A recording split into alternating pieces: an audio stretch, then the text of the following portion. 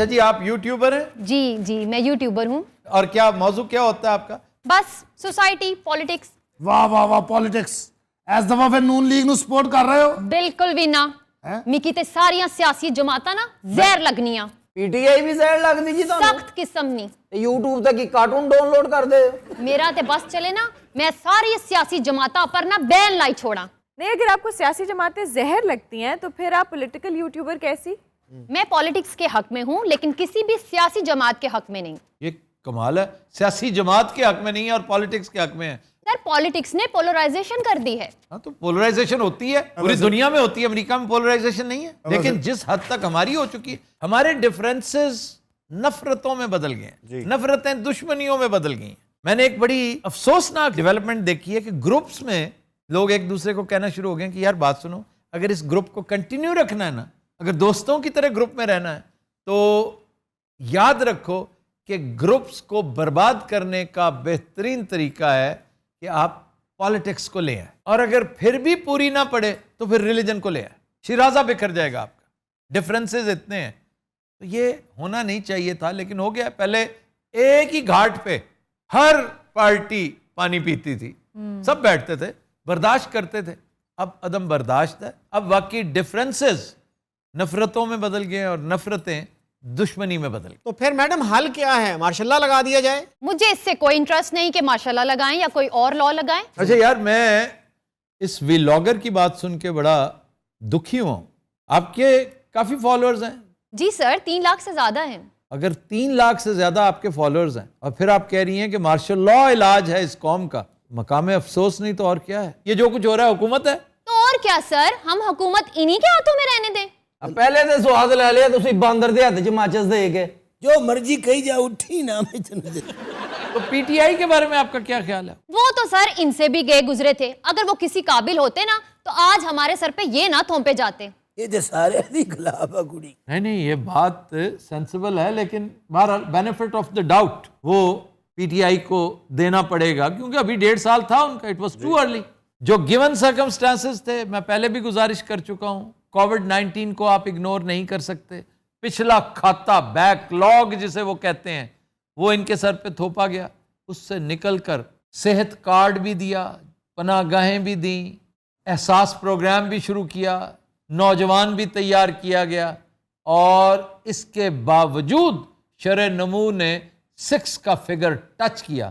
یہ کوئی چھوٹی بات ہے. اور ایکسپورٹ، اس سے آپ انکار نہیں کر سکتے. میں نے آج تک کبھی کریڈٹ کلیم کیا ہے کہ دیکھیں جناب، توانائی کا بحران ختم ہو گیا تھا. توانائی کا بحران ان سے پہلے ختم ہو گیا تھا. یہ شہباز شریف کو کریڈٹ جاتا ہے. کتنا مہنگا پڑا یہ سب ہمیں، یہ ایک الگ بات ہے. لیکن جو قابل ستائش کام کیا نا پی ٹی آئی نے، that was exports and especially in the field of textiles. 2025 تک کے آرڈرز تھے امریکیوں کے. ایون کنسٹرکشن کی فیلڈ میں کنسٹرکشن بھی بہت لمبی چوڑی ہوگی، لیکن پھر ایک دم وہ دھڑام سے نیچے اس لیے آ گئی کہ ڈالر اوپر چڑھنا شروع ہو گیا. کنسٹرکشن سے متعلق ہر تیسری چیز ڈالر کے ساتھ وابستہ ہے. تو یہ مسائل رہے ہیں. یہ اپیرنٹلی کریش پروگرام مانگتا ہے یہ ملک. عمران خان سمجھے تھے کہ یہ بڑا سہل ہے، آپ طریقے سے چلیں گے، کیونکہ اس وقت تک کووڈ کسی نے پریمپٹ نہیں کیا تھا. چلیں اب کی بار اگر عمران یہ سمجھ کر اقتدار میں آئیں گے کہ ہم اسی پیس کو تھوڑا سا تیز کر دیں گے اور حالات بہتر ہو جائیں گے. ایسا نہیں ہونے کا. پھر کی کریے بھائی؟ Crash programme. ڈیسپریٹ سچویشن ہے اس وقت، ڈیسپریٹ میئرز لینے پڑیں گے. تو سر اس کے ساتھ حالات ٹھیک ہو جائیں گے؟ بہترین ہو جائیں گے. ٹھیک کیا ہوتے ہیں، آپ دیکھتے رہ جائیں گے. مجھے تو ہوتے نظر نہیں آتے سر. ہم کو بھی نظر نہیں آتے. آپ کی رائے سر آنکھوں پر. You have a right to opinion. معاملہ یہ ہے کہ 28 مئی سن 1998 سے پہلے تک اگر ہم کہتے تھے نا پاکستان ہیز گون نیوکلیئر، تو لوگ کہتے تھے ہمیں یقین نہیں آتا. وہ کہتے تھے عقل کے ناخن لوگ. نیوکلیئر ہوتا تو پاکستان یہ نہ کر دیتا، وہ نہ کر دیتا. امریکہ پاکستان کو نیوکلیئر ہونے دے گا، اپنی ناک تلے یہ سارا کچھ برداشت کرنے دے گا. لیکن جب پاکستان نے دھماکے کیے تو پھر حیران پریشان ہو کے بیٹھ گئے. ایگزیکٹلی یہی کچھ ہوگا. عمران خان جب اقتدار میں آ کر کریش پروگرام شروع کرے گا نا معیشت کی بحالی کا، آپ بخدا انگشت بدندہ رہ جائیں گے کہ اللہ تعالیٰ اس ایفرٹ کو اس طرح سمراور کرے گا؟ آپ کیا سمجھتے ہیں کہ سارا کچھ ایسے ہی ہو رہا ہے؟ وہ اکیلا نہتا، اس کے پلے ککھ نہیں ہے، تمام تر آڈز اس کے اگینسٹ، اور وہ پھر بھی اقتدار میں آ جائے تو یہ مشیت ازدی ہے۔ مشیت ازدی کو مان لینا چاہیے۔ اللہ تعالیٰ نے کسی وجہ سے عمران کو اقتدار میں دوبارہ لے کر آنا ہے۔ اس قوم کے حالات بہت بہتر ہونے ہیں۔ سر کوئی ایک انڈیکیٹر بھی تو دے نا، کوئی کیسے؟ انڈیکیٹر اس کی ذات، وہ ایک ایسا شخص ہے، حاجی صاحب آپ یقیناً اسے تسلیم نہیں کرتے اپنا لیڈر، لیکن بندہ چنگا ہے۔ اس کا ووٹر اعتبار کرتا ہے نا، ہاں جی، اوورسیز پاکستانیز اعتبار کرتے ہیں نا، بے شک تگڑا۔ تو پھر آدھی گیم تو یہیں پہ ہو جانی ہے۔ صرف یہ دونوں مل جائے نا، اسے کسی مڈل ایسٹرن کی طرف، کسی امریکن، کسی یورپین کی طرف جانے کی ضرورت نہیں ہے۔ وہ دو اپیلز کرے گا، یس ایک انٹرنل اور ایک ایکسٹرنل۔ سائیں وہ اپیل تو بتائیں نا کیا ہے؟ ہاں وہ وقت آنے پہ بتائیں گے سائیں، اتنی جلدی نہیں۔ یوں دیکھنا ٹرن اراؤنڈ کرتی معیشت کی کیا مجال ہے۔ سر پچھلے ٹینیور میں ٹیکس پیئر سب سے زیادہ اسی حکومت کے، سب سے بڑا ٹیکس نیٹ اس نے بچھایا تھا۔ سر فورن ریمیٹنس سب سے زیادہ سب ریکارڈ، سے زیادہ بلا شبہ سب سے زیادہ فورن ریمیٹنسز اس کے دور میں آئیں۔ یس سب سے زیادہ مری ہوئی ایکسپورٹس اپنے پیروں پہ کھڑی اس کے دور میں ہوئی۔ خسارہ جس کو ہم کہتے ہیں وہ پازیٹیو ہو گیا سر، پازیٹیو ہو گیا، جی۔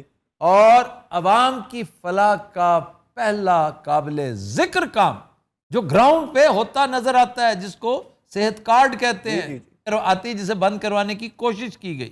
اینڈ سر ڈونٹ فرگیٹ کہ گرے لسٹ سے ہم نکلے ہیں آج، تو انہی کی وجہ سے نکلے ہیں۔ نہیں، گرے لسٹ اکیلے نہیں نکلے آپ، وہ ایک جوائنٹ وینچر تھا، جی۔ اور اس میں آپ کو ان تمام اداروں کو کریڈٹ دینا پڑے گا جو اس وینچر میں شامل تھے۔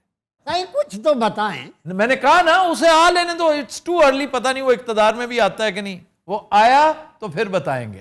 کیسی گل ہے، اس دفعہ بہت پکے ہو کے بیٹھے ہو آپ، فری نے ویسے کہ ساڈے کام نہ آ جائے مشورہ۔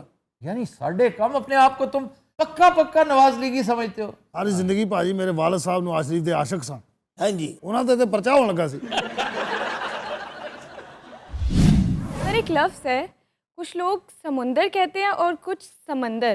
ہاں جی، کل جب ہمارے یہاں وہ تھا تو سمندر ہے میں ساحلوں کی ہوا، تو اس وقت یہ بات ہوئی تھی۔ سمندر از اوشن، سی، سمندر ایک خیالی تصوراتی کیڑا ہے جو آگ میں پنپتا ہے،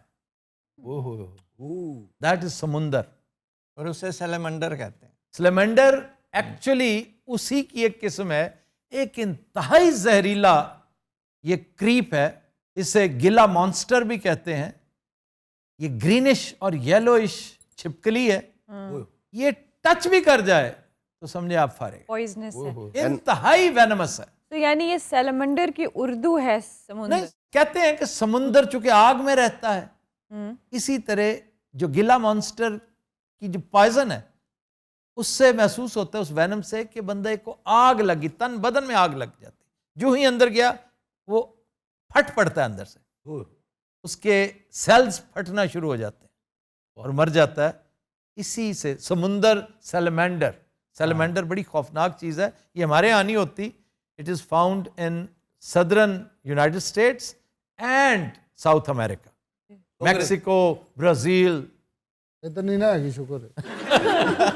میں نے اس کی تسلی کے لیے بتایا تھا۔ غالب نے سمندر استعمال کیا ہے، کیا ہے جی وہ؟ جاری تھی اسد داغ جگر سے میری تحصیل، آتش کدا جاگیر سمندر نہ ہوا تھا۔ یعنی جس وقت آتش کدا بھی سمندر کی ملکیت نہیں تھا، تب بھی میں داغ جگر سے فیض حاصل کر رہا تھا۔ مریم نو فون کر دیو، 2-3 دن ہو گئے نا، فون ہی بند جا رہا، بورے کی ہوا؟ وہ میرے ساتھ تو بات ہی نہیں نہ کرتی، بات کرنا پسند نہیں کرتی میرے ساتھ۔ جناب کون نہیں گل کرنا پسند کر دی؟ مریم اورنگزیب، حالانکہ بہت اچھی خاتون ہے، پڑھی لکھی ہیں، She comes from a good family. From a very good family, and وہ اصل میں نا دل پہ لے گئی تھی میری ایک جسارت۔ میں نے ایک گستاخی کی تھی، پی ایم نے آتے ہی عمرہ کے لیے حکم دیا تھا کہ فوراً آپ کو ان کے ساتھ جانا ہے۔ میں نے کہا خدا کا نام لو، ہم پتہ نہیں برداشت کس طرح کر رہے ہیں، ہمارے زخموں پر نمک چھڑک رہے ہیں۔ میں نے بڑی سعادت مندی سے کہا تھا کہ نہیں میں نہیں جاؤں گا۔ وہ دن اور آج کا دن